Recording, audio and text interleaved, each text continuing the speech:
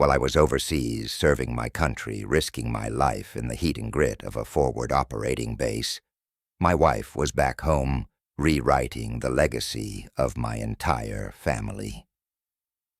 What I found just 3 days after returning from deployment wasn't just betrayal. It was the calculated dismantling of everything my father spent his life building. And trust me, you'll want to hear how it all unraveled, because by the end of this story, you'll witness how a quiet soldier brought down a perfectly orchestrated deception hiding in plain sight. My name is Cameron Holt. I'm 37 years old, and I've spent the last 17 years in the U.S. Army as a communications officer. 9 months ago, I deployed to the Middle East. I left behind my wife, Marissa, and my aging mother, Evelyn, 82, proud, forgetful, and still living on our family's land in Lexington, Kentucky. It was the same land my father once stood on when he told me just before he passed, "This place stays in the family sun." Non-negotiable. 3 days after I got back, I was going through old papers in my childhood home when I found it. A legal document, unfamiliar, heavy with official weight. My father's trust, the one designed to protect the family estate, had been amended, not just tweaked, rewritten, and Marissa, my wife of 8 years, was now the primary trustee. My mother had been reduced to a secondary beneficiary. I sat frozen in the study, staring at the signature lines, the date on the document. 4 months into my deployment, my heartbeat shifted from steady to sharp. Why hadn't anyone told me? And more importantly, what else had changed while I was gone? Because if this was just the beginning, I needed to know how deep this went. What I did next changed everything. The study hadn't changed much since I was a boy. Same cherrywood desk, same dusty bookshelf with my father's old military biographies lined in perfect order. But that morning it felt like I had stepped into foreign territory. The trust papers sat on the desk, their smooth surface hiding something rotten underneath. I read every line twice, maybe 3 times. It wasn't just the names that had shifted, it was the very structure of power. Marissa was now in charge of the estate. My mother, who once held the authority, was now a secondary beneficiary. The language in the document was slick, professional, and terrifying. Terms like fiduciary responsibility and reallocation of assets glared back at me. My name was mentioned only in passing, as if I had vanished, as if I didn't exist. I wasn't angry yet. Not exactly. I was stunned. I kept reading, trying to find the logic. The date on the document, just over 4 months into my deployment, set off an internal alarm. I tried to recall what was happening at the time. I remembered missing our anniversary that month. Marissa had been kind about it during our video call, supportive, patient, or at least that's how it seemed then. She appeared in the doorway unannounced, like she always did, casual, confident. "Everything okay in here?" Her tone was light, but there was something rehearsed about it. She wore those diamond studs I'd sent her 2 years earlier. It almost made me sick to see them. I forced a smile and slid the folder back into the drawer, just going through some old files. She stepped inside, arms folded loosely. "Your mom's finances were a mess, Cameron.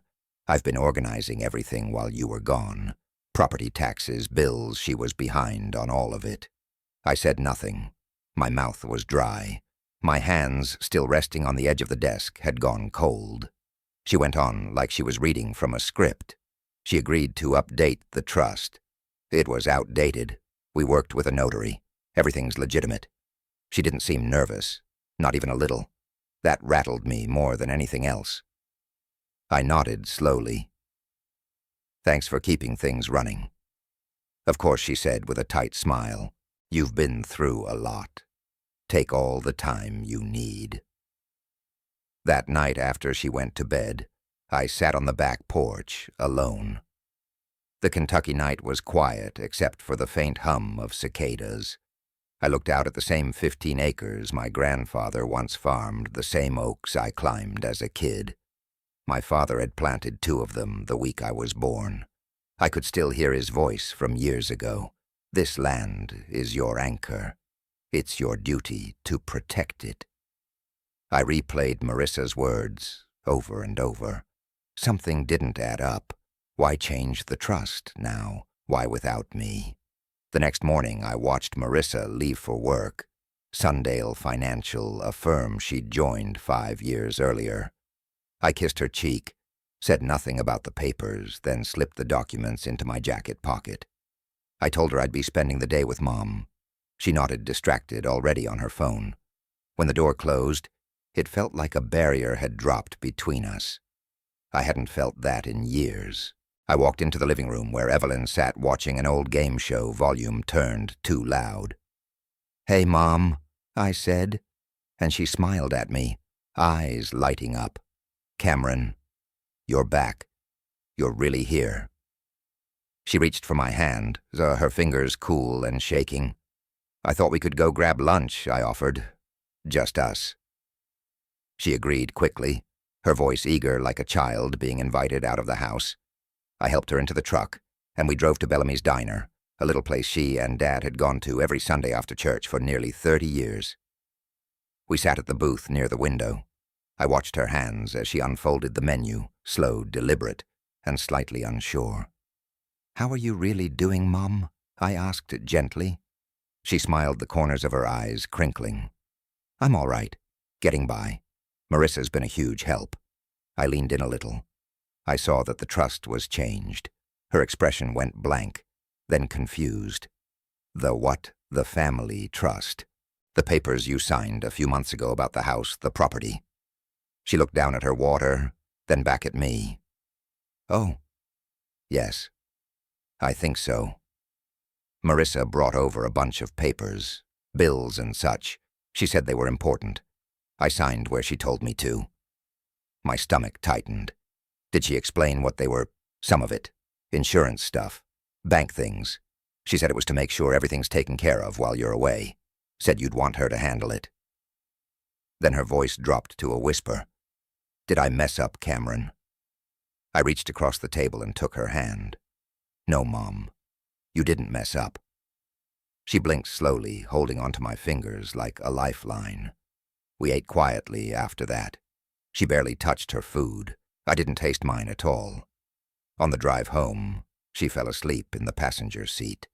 Her head tilted slightly and her breathing deepened. I drove in silence, but my mind was racing. Something had happened while I was gone, and I had a sinking feeling I was only scratching the surface. When we got home, she went to rest. I walked into her bedroom to grab a sweater for her and noticed a folder in the nightstand. Marissa brought over the new statement she had said earlier at lunch. I opened it.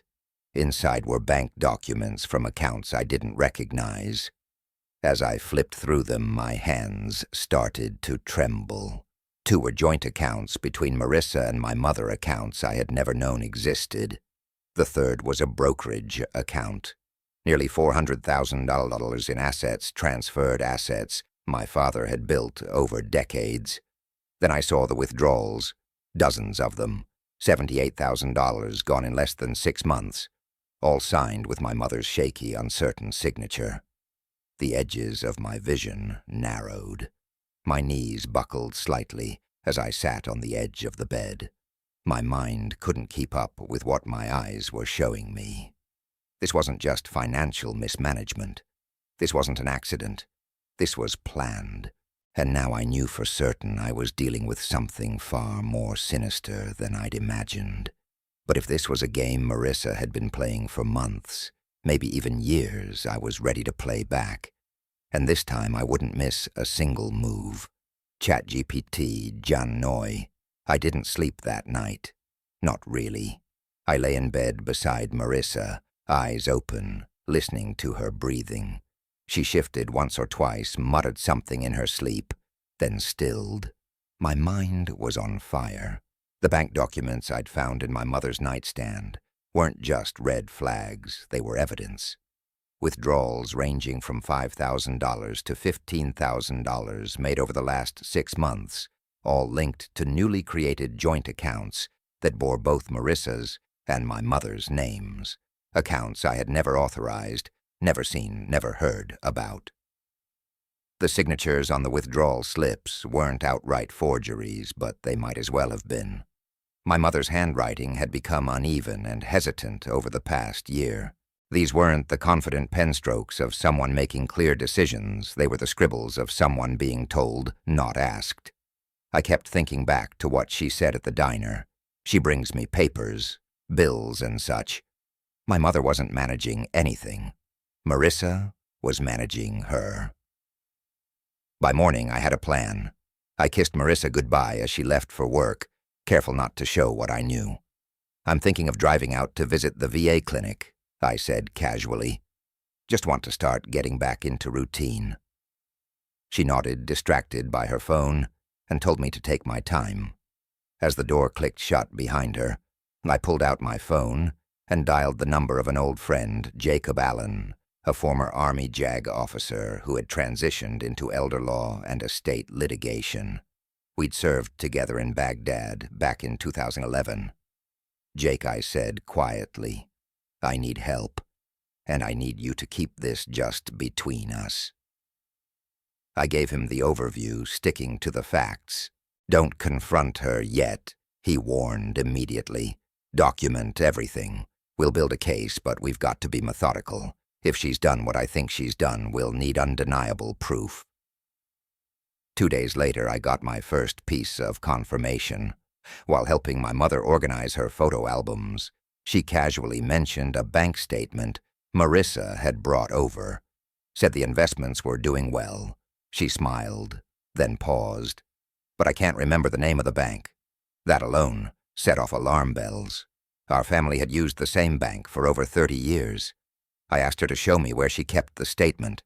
She shuffled over to her nightstand and handed me a maroon folder. Inside were monthly statements from 3 institutions I didn't recognize. I flipped through them. 2 of the accounts were joint. The third was in Marissa's name only, but funded by my father's original investment account. My chest tightened. I counted the transfer records. $400,000 had been liquidated, rerouted, split. Over $78,000 was already gone. This wasn't carelessness. This was extraction. Slow, consistent, and precise. And the most chilling part, every one of those transactions bore my mother's barely legible signature. She said it was for my health care, my mom murmured when I asked about it. Did I do something wrong? I shook my head, swallowed the knot in my throat. "No, Mom, you've done nothing wrong. If you've ever had to protect someone you love from someone you thought you could trust, you understand the weight that settles in your chest. If you've been through something like this or seen the signs hit that like button, share this story and tell me in the comments. Your experience could help someone else before it's too late." That night, Marissa suggested we go out to celebrate my homecoming. "You've been back almost a week," she said cheerfully. "We should mark it properly." I made a reservation downtown. I agreed, playing the part. We went to a high-end restaurant she loved. She wore a new dress, something sleek black, expensive. Her earrings sparkled under the low light. "You seem distracted," she said, "over champagne." Still adjusting, I nodded. "Just tired." "I've been thinking," she continued. "Now that you're home, maybe we can finally build on your mom's land. I already met with an architect. Nothing serious, just some early plans." I sipped my water, kept my expression unreadable. "What about Mom?" She smiled. "We'll take care of her, obviously. But that house is too big for her now. There's a wonderful assisted living facility near my office. Very exclusive. She'd be safer there, happier. And there it was. The vision. The plan she'd never once shared with me until now because she hadn't needed to. She'd already made the first move. The trust, the bank accounts, the land. This wasn't spontaneous. It was staged, prepared, and rehearsed. And I had walked right into it without knowing. I didn't argue. I didn't flinch. I nodded in all the right places, asked polite questions about the builder, the costs, the timeline. She talked openly, confidently. That confidence was exactly what I needed. When we got home, she went upstairs. I stepped onto the back porch, phone in hand, and called Jake again. I need everything you've got on elder financial abuse and trust amendment invalidation, I whispered, and I need it fast.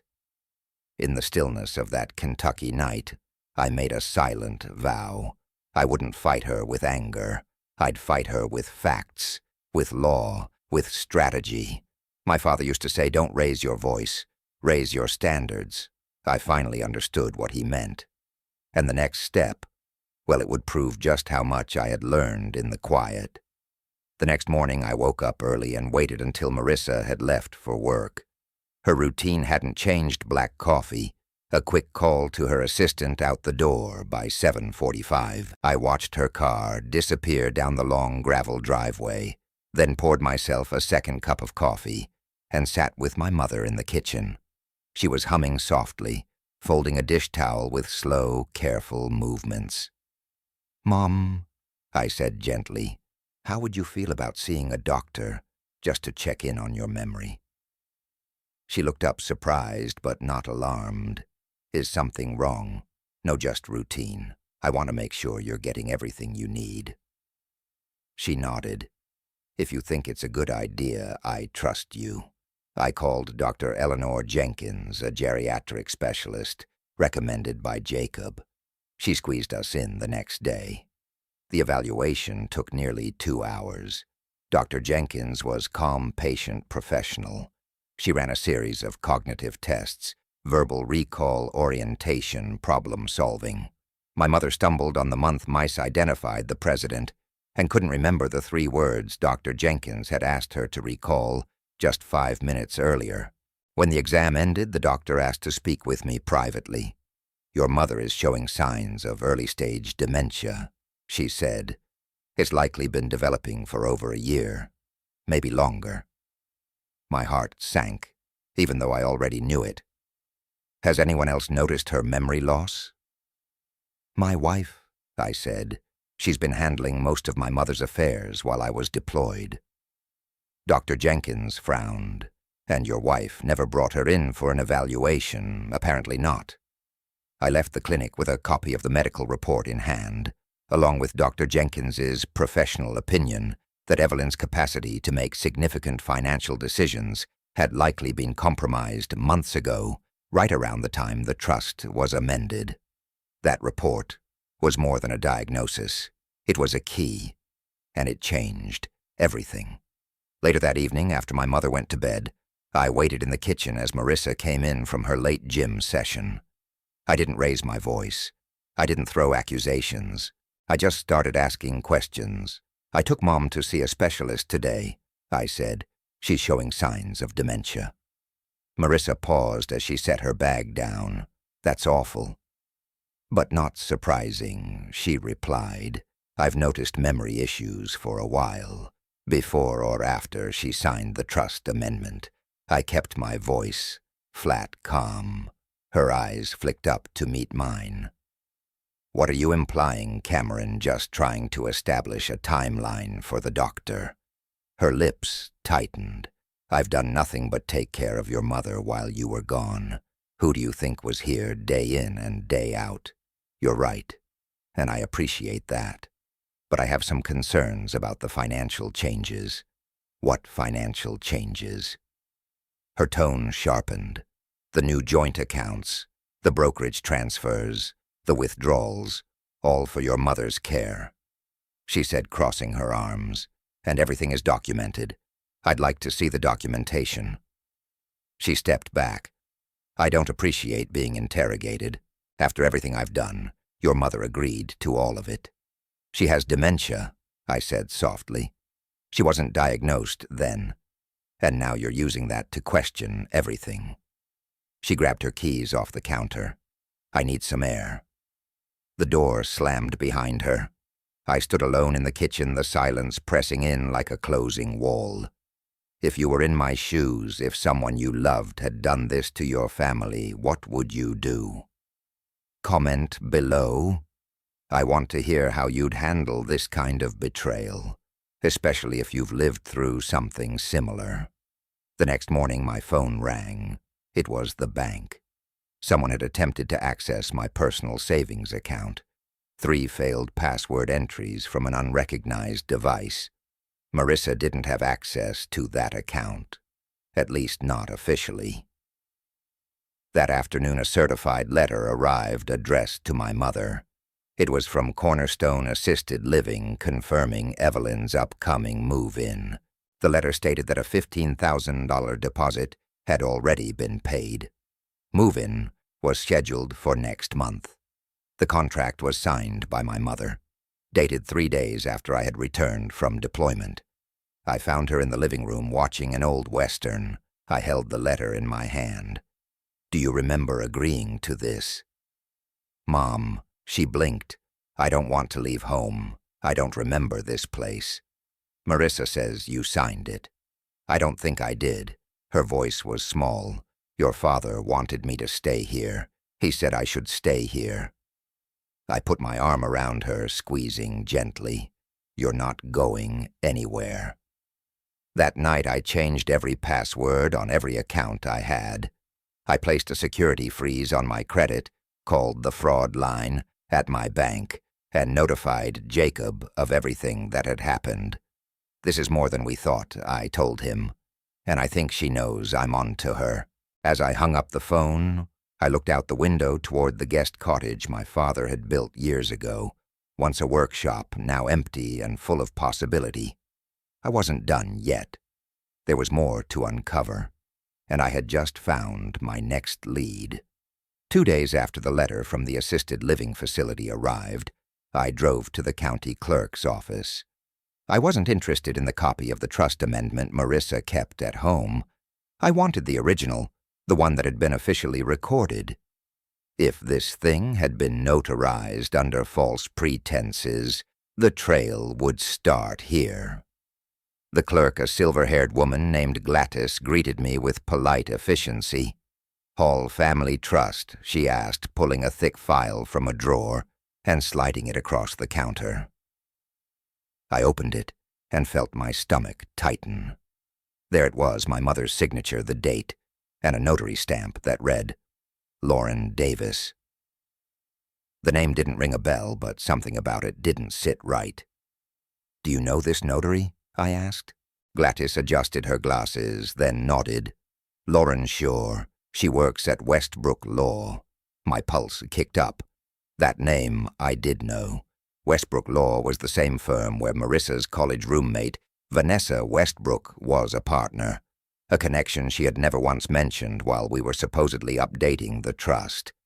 I drove straight to their office. Vanessa was in court, but Lauren Davis, the notary, agreed to meet me. She looked nervous before I even said a word. "You're Marissa's husband," she said, eyes flicking down. "Is there something I can help you with? You notarized a trust amendment for my mother about 6 months ago. Was she present when she signed the document?" Lauren froze. "I don't recall the exact details," she replied. "Let me help you recall," I said quietly. "Was my wife there? Did my mother sign the papers in front of you? Or did Marissa just bring them in?" "I can't discuss client matters," she said, standing abruptly. "This conversation is over." That was the crack. The first real sign that something illegal had taken place. Not just immoral, not just manipulative, but criminal. Later that evening, my phone buzzed with a call from a number I didn't recognize. "Cameron," the voice said. It was Vanessa. "We need to talk." We met the next day at a quiet cafe downtown. Vanessa wore a sharp suit, her makeup perfect, but her voice betrayed unease. "Lauren told me you came by," she said. "I want to be clear, our firm takes notary standards very seriously. Did your firm draft the amendment?" I asked. She shook her head. "No. Marissa brought it in, said it had been prepared by your family's attorney, and that both you and your mother had approved it.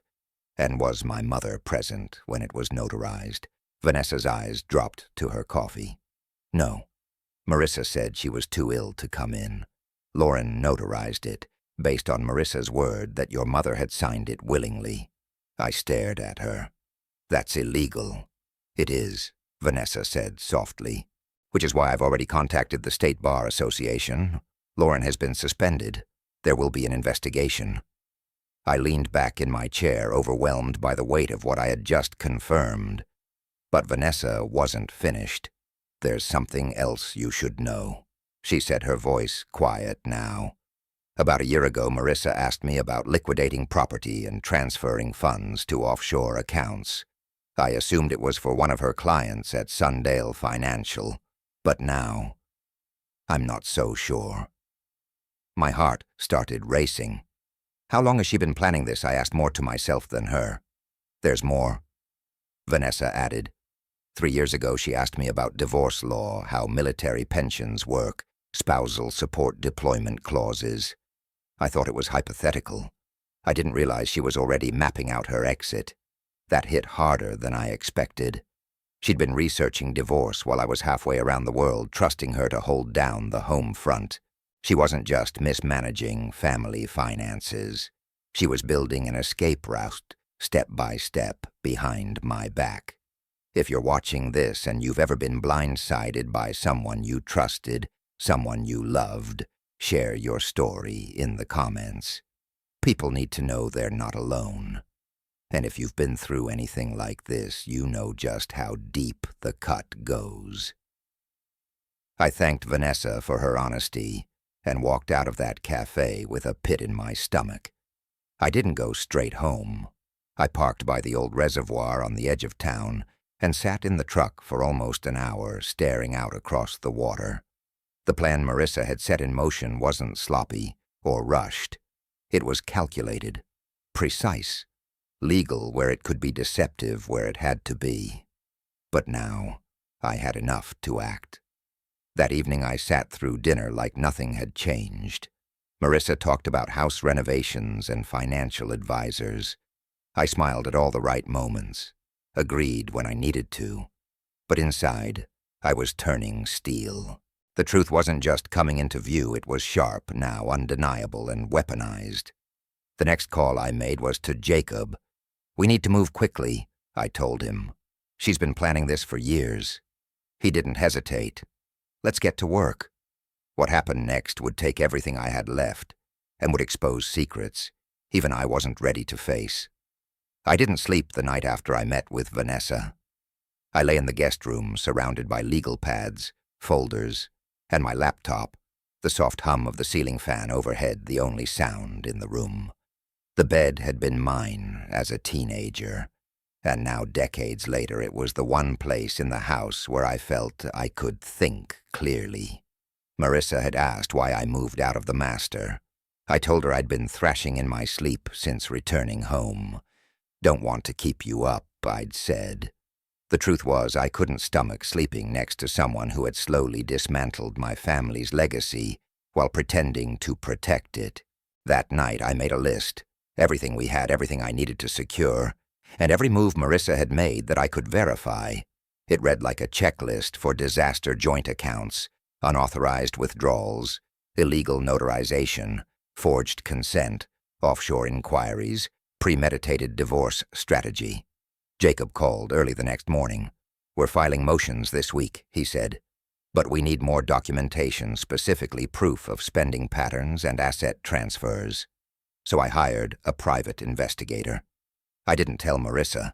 She was too focused on picking out hardwood floors and selecting paint samples for a house we hadn't even started building.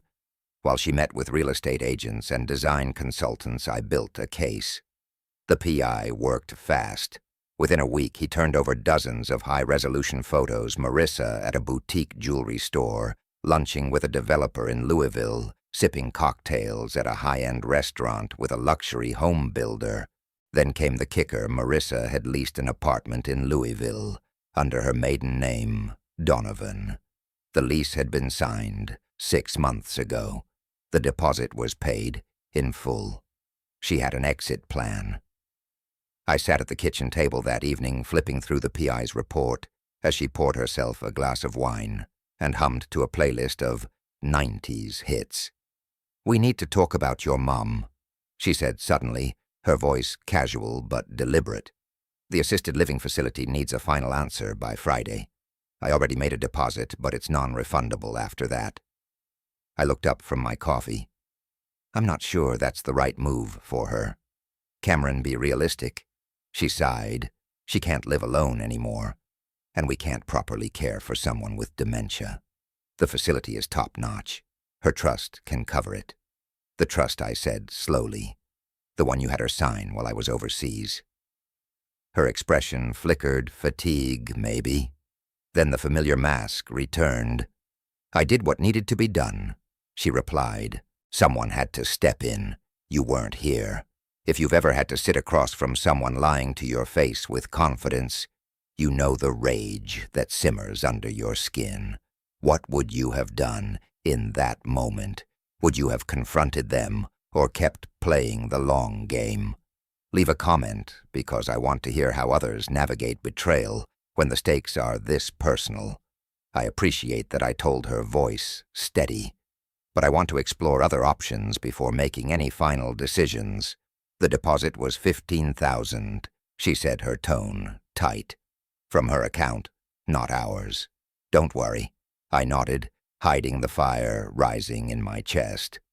The next morning, I drove to the facility myself. The director was kind but puzzled. "We don't have a waiting list," she said. "We have several units available right now." I asked about the deposit. She checked her records. "Shows $5,000 paid by a Marissa Donovan. Nothing about $15,000. I thanked her and walked out with a new puzzle piece. $10,000. Unaccounted for. I called Jacob. "We're almost there," he said. "Get me one more piece of hard evidence and we file for emergency guardianship and trust control." That afternoon I drove back home, heart pounding. The oak trees along the drive seemed quieter than usual. Marissa was on a call in the living room when I walked in. She smiled, muted herself, and waved casually.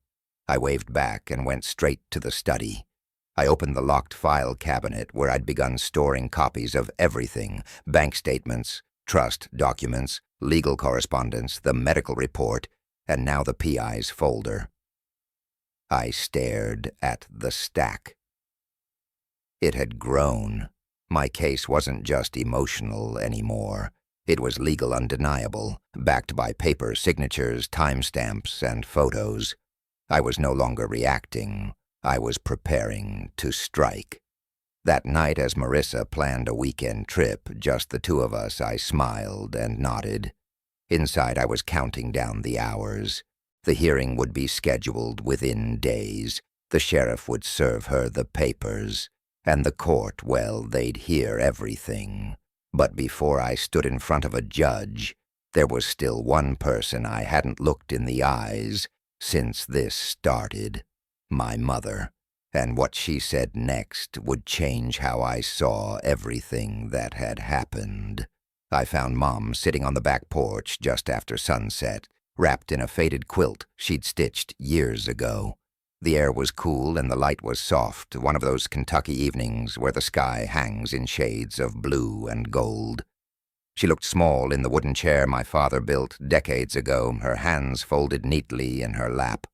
I pulled up a chair beside her and handed her a mug of warm chamomile tea. She thanked me, then stared out toward the old oak tree near the edge of the property.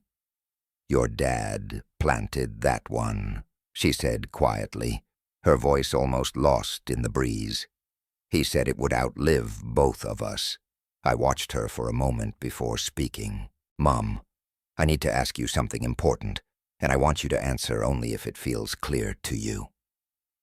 She turned confused but present. "Do you remember signing any documents with Marissa about the house or the land?" Her eyes narrowed slightly, searching her own memory. "Marissa brought me papers. She said they were for the bills. Taxes, maybe. I didn't understand most of it, but I trusted her. I didn't want to bother you while you were deployed." I nodded slowly. Did you know she changed the trust, made herself the trustee? She blinked, startled. She did. My chest tightened. Yes. And she's moved a lot of money. Over $70,000 is missing. She also signed you up for assisted living. Mom clutched her tea, like it was the only thing grounding her. I didn't want to leave this place, Cameron. Your father built it for us. Her voice cracked, and I could see her trying to piece everything together. Am I losing my mind? She whispered. No, I said firmly. You're not. You're remembering just fine. And I believe you. That moment cut deeper than any revelation so far. It wasn't just betrayal. It was that my mother had been left alone in a storm she couldn't even see coming. If you've ever had to watch a parent question their reality, wonder if they did something wrong when all they did was trust, then you know the weight of that moment. Tell me in the comments if you've faced something similar. Your stories matter, especially to others trying to protect their loved ones. The following morning, Jacob called. The judge granted our request. Temporary guardianship of your mother is yours. The hearing is scheduled for next week to contest the trust amendment. His voice carried relief, but mine didn't. Thanks, I said, staring out the window. It's time. That same afternoon, I moved all of my personal belongings out of the master bedroom. I didn't announce it. I just did it. Folded my uniforms, packed the dresser drawers, carried my shaving kit, and watched down the hall to the guest room. When Marissa noticed later that evening, her voice was sharp. What's this? Are you seriously moving out of our bedroom? I didn't look up from the drawer I was closing. I've been restless, still adjusting to civilian life. Figured I'd sleep better alone. She crossed her arms. Is this about your mother again? It's about needing space, I replied. That's all. She didn't press further, but I could feel the tension rising. She was beginning to sense it, something shifting beneath her feet. 3 days before the hearing, the private investigator delivered one last report. A flash drive. Encrypted. I opened it on my laptop in the guest room, heart pounding. It contained financial records that had been deleted from Marissa's laptop records recovered through forensic software. Spreadsheets, bank transfers, credit card payments. The evidence was unmistakable. She had paid off over $40,000 in personal debt using my mother's funds. Charges from designer boutiques, luxury spas, and one glaring payment to a private architect firm. It was all there, every line item, every transaction. And then came the final blow, an email chain between Marissa and a real estate developer. She was planning to sell part of the land once my mother was moved out. The land my father swore would never be touched. The land my mother still thought of as sacred. That evening she came into the kitchen while I was making coffee. We need to give Cornerstone a final answer by Friday, she said casually. They won't hold the spot any longer. I didn't look up. I spoke with them. There's no waiting list.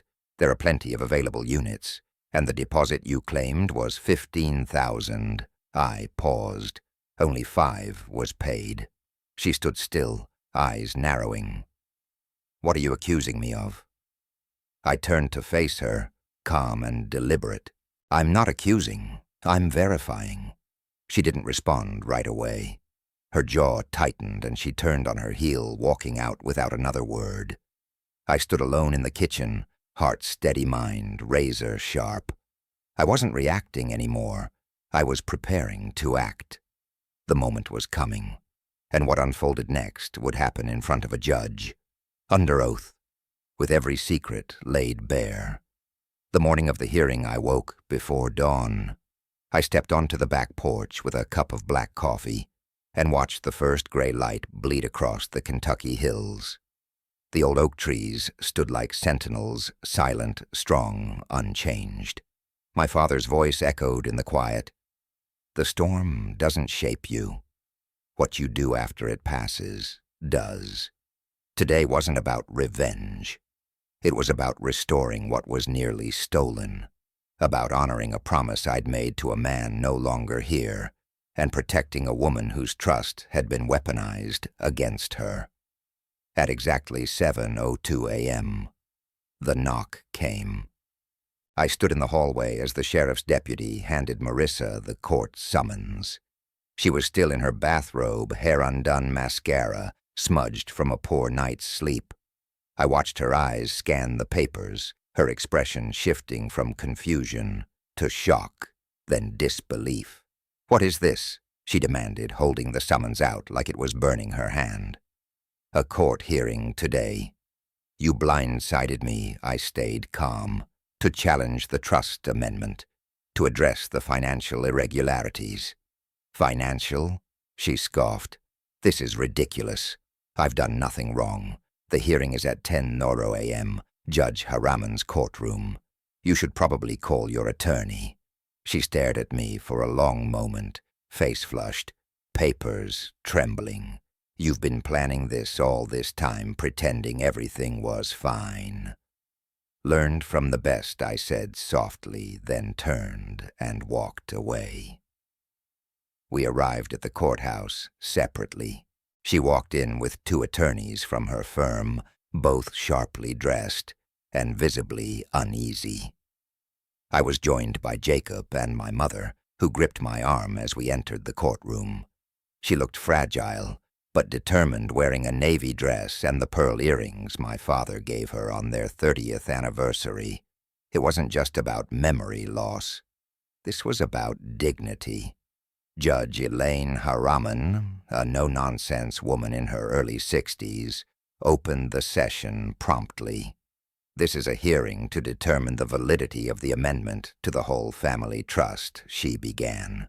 What followed was 2.5 hours of carefully constructed testimony and meticulously laid evidence. Dr. Jenkins spoke first, detailing my mother's cognitive decline, explaining in clear clinical language that she was not capable of giving informed consent when the documents were signed.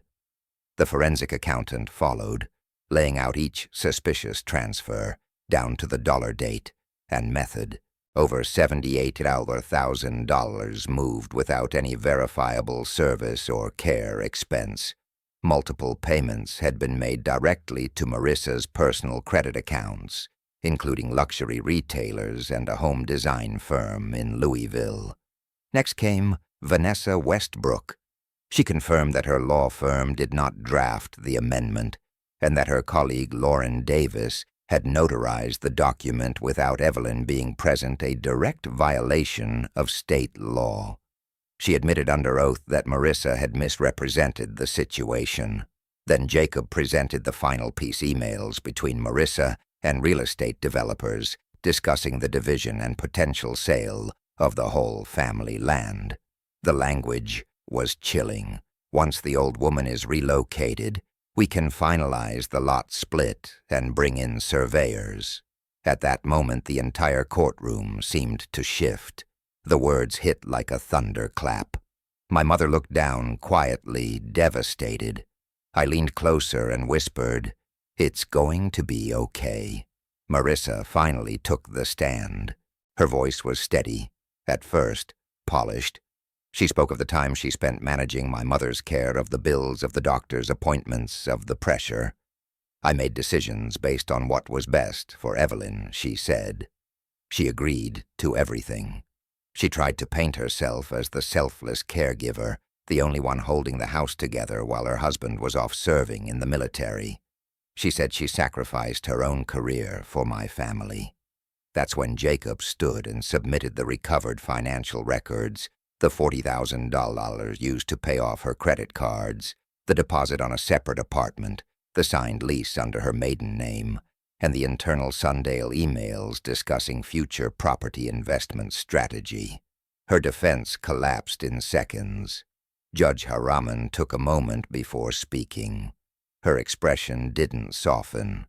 "This court finds clear and convincing evidence that Evelyn Hull lacked the capacity to execute the amended trust. Furthermore, the court finds substantial evidence of undue influence, financial exploitation, and a clear breach of fiduciary responsibility by Marissa Hull. She paused to let the words sink in, then continued. The amendment is hereby nullified. The original trust is reinstated in full. Marissa Hull is removed from any trustee or beneficiary role. All joint accounts will be dissolved. Funds are to be returned to Evelyn Hull's sole control pending audit. And then came the final blow. This court is referring the matter to the district attorney's office for review and potential criminal charges related to elder abuse and financial fraud. Marissa didn't look at me as she left the courtroom. She gathered her things silently, her attorneys trailing behind her. I didn't follow her with my eyes. I only turned to my mother, who gripped my hand with surprising strength and whispered, "Your father would be proud." Outside, the afternoon light stretched across the courthouse steps. My mother stood beside me, steadier than she had been in weeks. We didn't speak at first. There wasn't much to say. The storm had broken. But peace, real peace, wasn't just in the verdict. It would come from what we rebuilt next. And I knew exactly where to begin. 1 week after the hearing, I stood inside the guest cottage my father had built years ago as his workshop. The scent of cedar still lingered in the air, and dust floated gently through beams of sunlight that broke through the narrow windows. My mother was inside with me, quietly surveying the room as I walked her through the plans. We were converting it into a living space, safe, warm, and hers. The main house would be too much for her now, and this space, just a few dozen feet from my back porch, felt right. She touched the window frame and smiled faintly. "Your father always wanted to finish this place for something special." I nodded. Now it will be. Within days, a crew came in to retrofit the interior, grab bars, slip-proof flooring, a full bathroom. I hired a full-time nurse, Mary, to assist with medication meals and gentle companionship. I didn't want my mother just surviving. I wanted her to feel safe again. We used funds recovered from the dissolved accounts to cover everything. For the first time in months, every dollar was finally working for her. Meanwhile, Marissa had vanished. She didn't contest the divorce papers. According to her firm, she'd taken an unpaid leave of absence and was last seen in Colorado, where her sister lived. The apartment in Louisville was abandoned, the lease-terminated furniture gone. She left town with what she could fit in 2 suitcases. There was no confrontation, no last words, just absence. And I didn't need more than that. But closure doesn't come neatly. There were days when I still replayed it, all the discovery, the lies, the way she smiled over champagne while plotting to dismantle everything sacred. If you've ever lived through betrayal so cold, it felt rehearsed. You know how long the echoes last. I want to hear from you what helped you heal. Share your story in the comments. Someone out there needs to know it's possible to come out the other side. With the legal chaos behind us, Jacob arranged for a full forensic audit. The goal wasn't just to confirm what had already been proven. It was to find every remaining dollar. Over the next 3 weeks, the audit uncovered an additional $22,000 in misused funds, smaller, sneakier transactions, gift cards, memberships, lavish business lunches. It all added up. The judge's order allowed us to reclaim every cent. When the final report came in, I felt something close to peace. Not because the money mattered, but because it represented what we hadn't let her get away with. I reached out to my cousin Jason, young sharp, recently passed the bar, and asked him to co-manage the trust with me. My mother lit up when I told her. "Your dad always liked Jason," she said. "He was the only one who listened when he talked about the soil and the trees. That land wasn't just dirt. It held decades of memories, promises, and sacrifice. And now, finally, it was safe again. Marissa's name was scrubbed from every document. Her access was fully revoked. The accounts were locked. The land would never be developed, divided, or sold. I even called the architect she'd met with, informing him that any proposed project on whole property was terminated. She said the family had agreed, he said. I replied, the family didn't know. On a quiet Friday afternoon, I sat on the porch, sipping coffee, while Mary and my mother worked on a puzzle inside. It was a picture of the Blue Ridge Mountains, something my dad once promised they'd visit after retirement. I watched the trees sway in the wind, the same trees I had climbed as a child.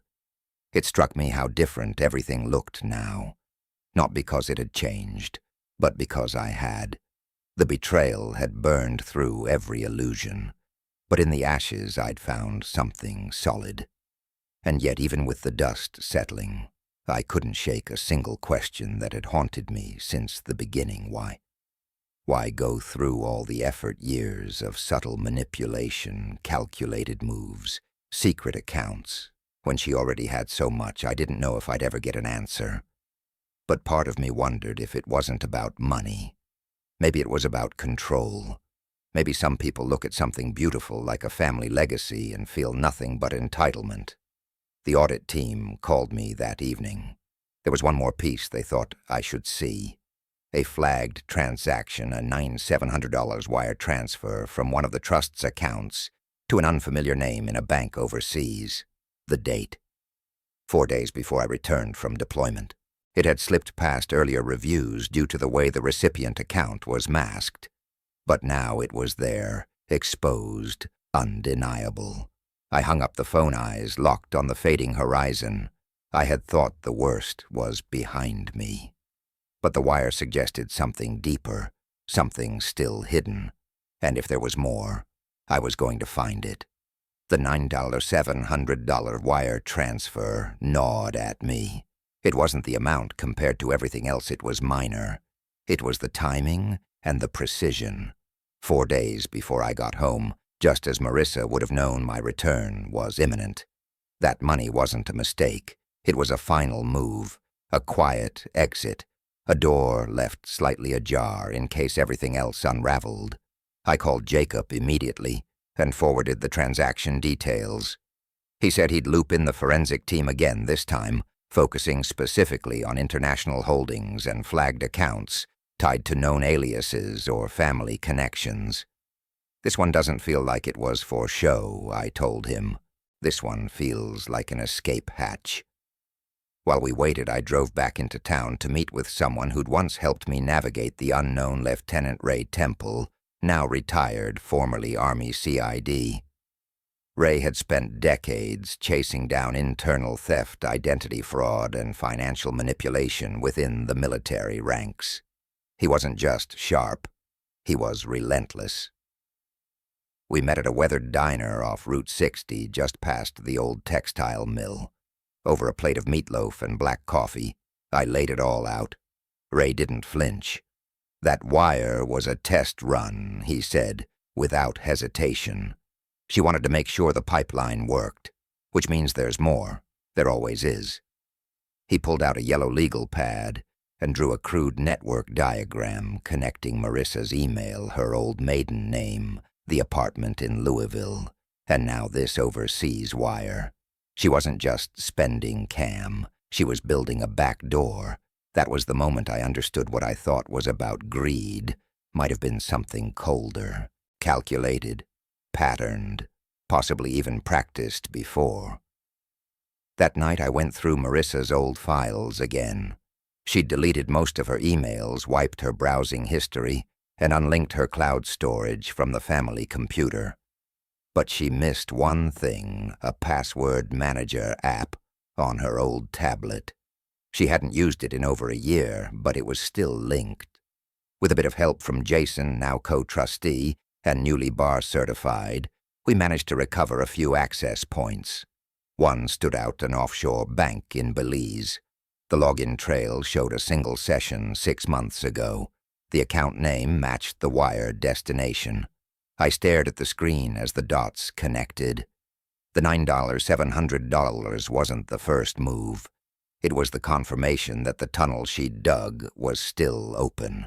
I emailed the access info to Jacob, who immediately forwarded it to the audit team and federal authorities. This was no longer just about our trust. This was federal-level financial misconduct. Possibly laundering, possibly evasion, and it all started on a porch in Kentucky with a woman my mother had trusted. If you've ever uncovered something that shifted everything you thought you knew about a person, you know that hollow feeling, like the world just tilted and you weren't ready. I want to hear your stories. What did you find, and how did it change your life? Comment below. Let's make sure stories like this don't stay buried. Over the next 72 hours, Jacob worked with a federal compliance contact to freeze the Belize account. Inside, they found $38, $200, all transferred in broken sums from U.S. accounts, linked to Evelyn's trust, and camouflaged behind vague descriptions: health support, consulting fee, travel logistics. It was deliberate, careful, and spaced over 9 months, just enough to stay under most reporting thresholds. She'd been thinking long-term. This wasn't desperation. It was blueprint-level betrayal. When I shared the news with my mom, she didn't say anything at first.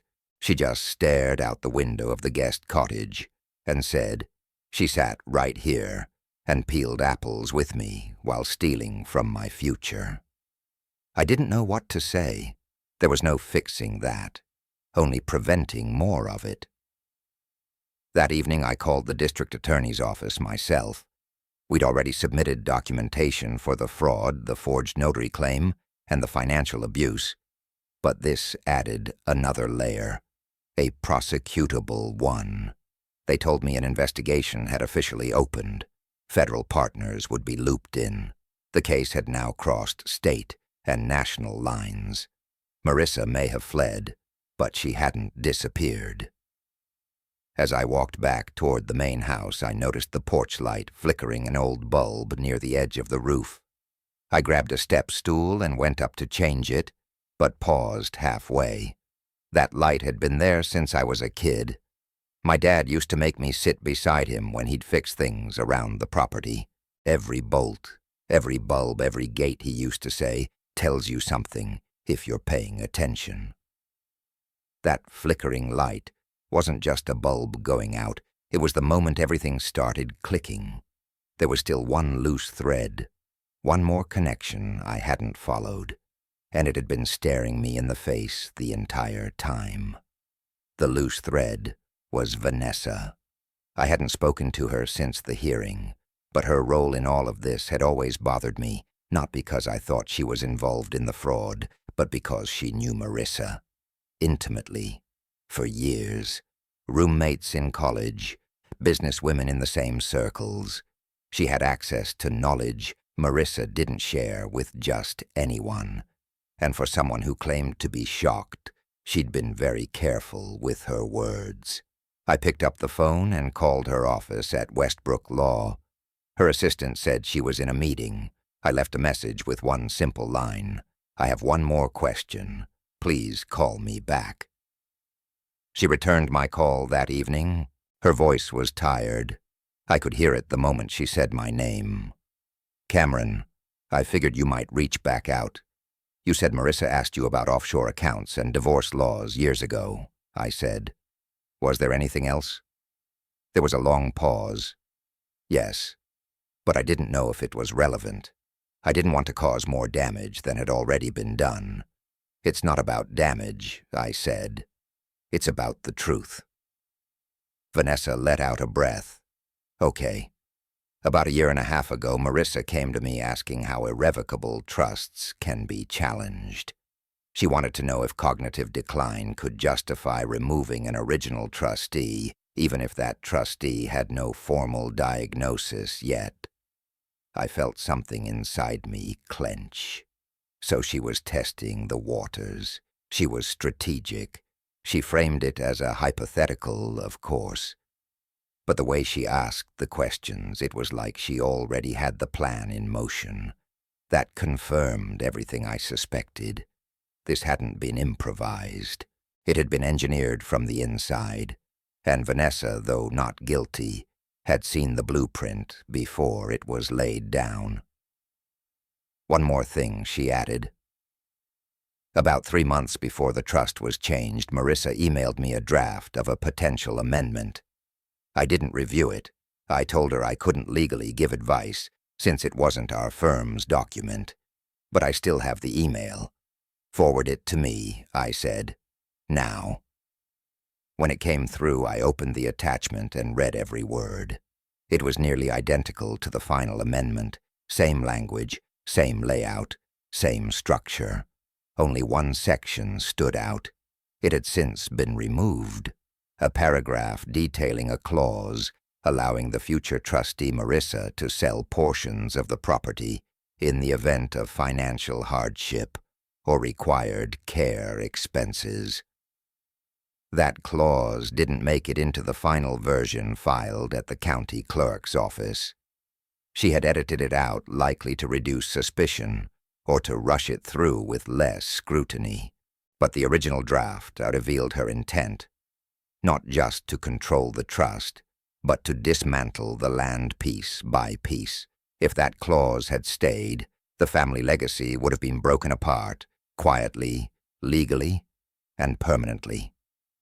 I took the document to Jacob the next morning. He read it twice. This proves premeditation, he said. We were already building a strong fraud case, but this shows design, planning, possibly conspiracy if anyone helped her prepare it. I nodded. It needs to go to the DA. It will, Jacob assured me. This is the nail in the coffin. That afternoon I drove out to the edge of the property. 15 acres stretched around me, gold with late summer sun, the grass swaying gently. The fence line was solid now. I'd repaired it myself weeks ago. It felt good hands in the earth wood against palm sweat, born from purpose, not survival. My dad's voice echoed again, not in memory, but in the feel of the soil beneath my boots. He used to walk this same line every Sunday morning before church. Said it helped him pray better when he'd seen the edges of what he was protecting. I stood there longer than I intended, not watching for threats anymore, just making peace with the fact that I'd almost lost something you can't buy back once it's gone. Not the money, the trust, the silence between people who are supposed to protect each other, the history etched into a piece of land that didn't need a title deed to prove it was earned. As I made my way back to the house, I saw Mary helping my mom water the flower beds. Evelyn waved to me and smiled, a full present smile, not fogged by confusion, not dulled by worry. It had taken everything to reach this point, but we were finally standing on solid ground. And yet even as peace returned to our home, there was still one final chapter to close. A decision I had put off long enough. One that wasn't about courtrooms, money, or revenge, but about letting go. A month after the hearing, the house was quiet again, but not empty. There was peace in the silence now, not distance. My mother had settled comfortably into the guest cottage, and every morning I brought her coffee and sat with her on the porch, listening to the wind move through the oak trees. Sometimes we didn't say much. We didn't have to. There's a certain kind of understanding that forms when you come through something together, when you've seen the worst, and still find your way back to safety. The land was intact, the trust restored. But more than that, something inside me had changed. I had always thought of myself as a protector, trained for combat, ready for crisis. But what this taught me is that the most dangerous battles aren't fought with weapons. They're fought in living rooms, in quiet betrayals, in small, carefully calculated choices that steal a person's future, one signature at a time. I learned that silence doesn't mean strength, and patience isn't the same as trust. Sometimes the most loving thing you can do is question what doesn't feel right, even if it's coming from someone you thought you knew. I don't think much about Marissa now. She disappeared, and I let her go. Not because I forgave what she did, but because carrying that bitterness would have meant letting her take more from me than she already had. Some betrayals cut so deep, they stop hurting and just leave you clearer. If this story moved you or reminded you of something you've been through, I hope you'll share your thoughts in the comments. You never know who might need to hear what you've learned. And if you haven't already, I'd truly appreciate it if you'd subscribe to this channel. Not just for more stories, but because what we're building here is about more than just content. It's about truth, family, and protecting what matters, even when it's hard. When you subscribe, you're not just following a story. You're joining a community that listens, learns, and stands up for what's right. That's worth being part of.